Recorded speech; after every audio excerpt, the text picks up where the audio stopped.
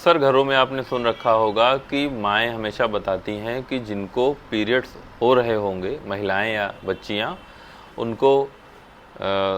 मंदिर में नहीं जाना है, उनको कोई पानी का बड़ा बर्तन नहीं उठाना है, घड़ा वगैरह नहीं उठाना है, अचार का बर्तन नहीं उठाना है। उसके पीछे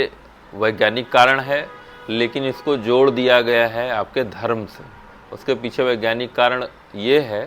कि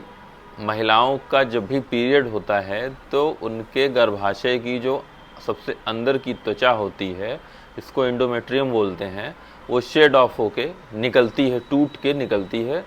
उस त्वचा के साथ साथ उसमें ब्लड भी आता है,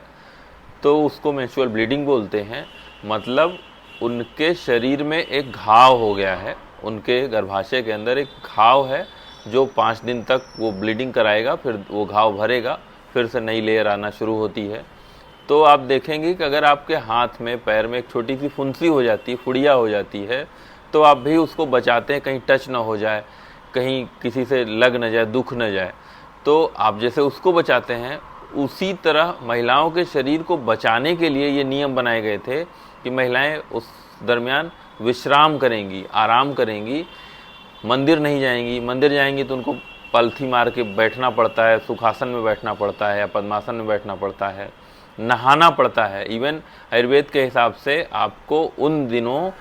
अपनी रीढ़ की हड्डी पे पानी नहीं डालना है, मतलब नहाना नहीं है बिल्कुल, क्योंकि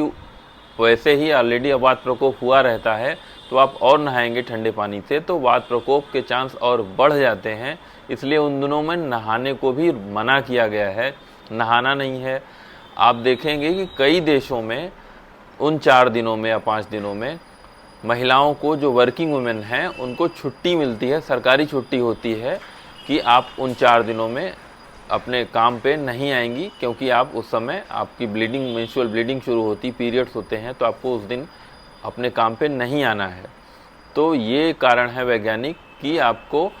उसको, चूँकि धर्म से इसलिए जोड़ दिया गया है कि लोग धर्म के नाम पे डरते भी हैं और उसका पालन भी करते हैं, इसलिए धर्म से जोड़ दिया गया कि उसको जो है ईमानदारी से उसका पालन किया जाएगा, और धर्म से जोड़ने का कोई दूसरा कारण नहीं है। अगर जो लोग धर्म से जोड़ के अगर इसको नहीं पालन कराते, तो ये जो आज के समय में पीसीओडी, पीसीओएस जैसी या बंध्यत्व की समस्याएं बढ़ रही हैं, वो तभी बढ़ गई होती। आज चूँकि उसका पालन नहीं हो रहा है या कम हो रहा है, साथ ही साथ कई सारे और भी समस्याएं हैं, हमारा भोजन, हमारा व्यायाम, ये सारी समस्याएं हो गई हैं, इसलिए पीसीओडी, पीसीओएस की समस्याएं इस समय बढ़ी हुई हैं।